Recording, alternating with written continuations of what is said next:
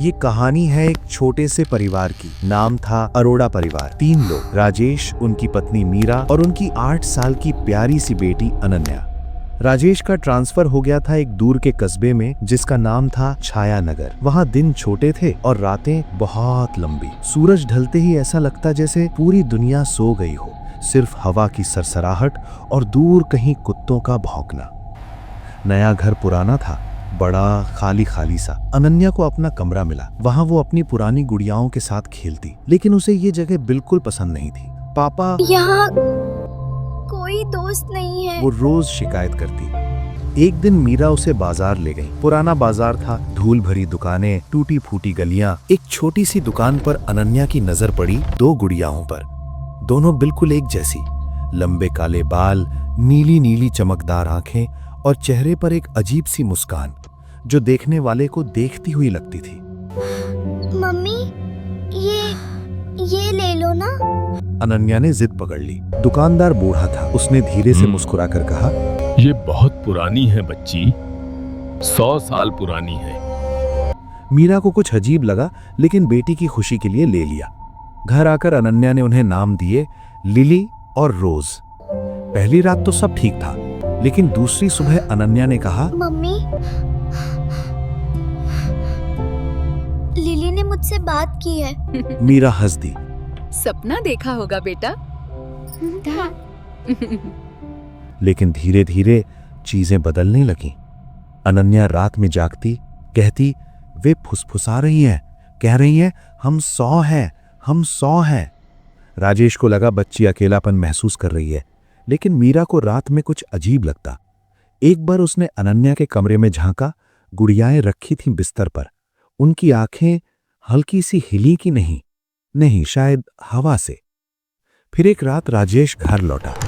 घर में अजीब सन्नाटा था। अनन्या कमरे में अकेली बैठी थी, गुड़ियाओं से बात कर रही थी। राजेश ने पूछा, क्या बात कर रही हो बेटा? पापा, वे अपनी कहानी सुना रही हैं।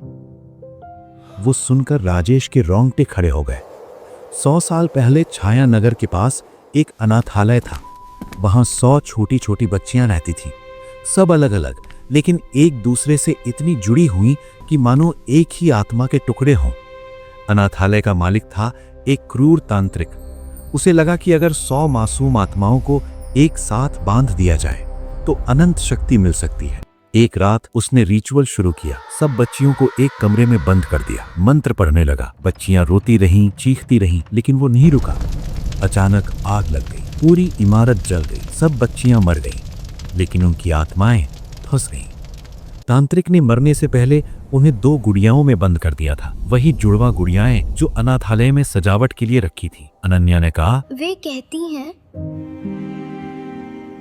हम 100 हैं, लेकिन एक हैं। लेकिन उस रात उसे सपना आया। 100 छोटी छोटी बच्चियां, सबके चेहरे गुड़िया जैसे, सब एक साथ फुसफुसा रही थीं, हमें आजाद करो वरना हम तुम्हें अपने साथ ले जाएंगे। अब घर में अजीब अजीब चीजें होने लगी। अनन्या अकेले हंसती। मीरा ने एक बार देखा, अनन्या गुड़ियाओं के साथ चाय पार्टी खेल रही थी। प्लेटों में असली चाय थी और वो खुद ब खुद गर्म हो रहा थी। मीरा ने छुआ, हाथ जल गया। राजेश को लगने लगा कोई उसका पीछा कर रहा है। एक दिन कार में रेडियो अपने आप चला और आवाज आई, हम 100 हैं, तुम अकेले हो। मीरा रोते हुए बोली, राजेश, मैंने अनन्या की छाया देखी, एक नहीं 100 थीं। परिवार डर गया। वे कस्बे के तांत्रिक बाबा शंकर के पास गए। बाबा ने गुड़ियाएं देखी, मंत्र पढ़े, बोले, ये 100 आत्माएं हैं, मासूम हैं, लेकिन गुस्से में। तांत्रिक ने इन्हें बांधा था। धूप, अगरबत्ती, मंत्र। गुड़ियाएं हिली जिससे चीख रही हों, फिर शांत हो गईं। बाबा बोले, अब चली गईं। कुछ दिन शांति रही, सबने राहत की सांस ली, लेकिन 5 दिन बाद रात में फिर चीख सुनाई दी। अनन्या बिस्तर पर तड़प रही थी। बोली, वे वापस आ गईं और अब ज्यादा गुस्से में हैं। गुड़ियाओं की आंखें लाल हो रही थी। दीवारों पर छायाएं नाच रही थी, 100 छोटी छोटी छायाएं। फिर बाबा को बुलाया, गुड़ियाएं लेकर गए।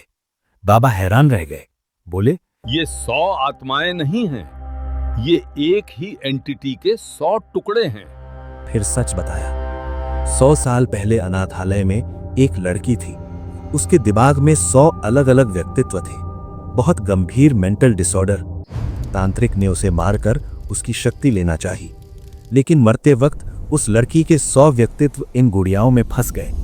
ये भूत नहीं है, ये एक टूटे हुए दिमाग के टुकड़े हैं जो तुम्हारे दिमाग में घुसते हैं, तुम्हें पागल बनाते हैं। तुम्हें लगता है तुम वहम देख रहे हो, लेकिन वो असली है। बाबा ने आखिरी बड़ी पूजा की, पूरी रात मंत्र चले, गुड़ियाओं को आग में डालने की कोशिश की, लेकिन वो नहीं जली। आखिर में एक विशेष रिचुअल किया, परिवार को सर्कल में बिठाया, गुड़ियाओं से बात की। तुम 100 हो, लेकिन एक हो।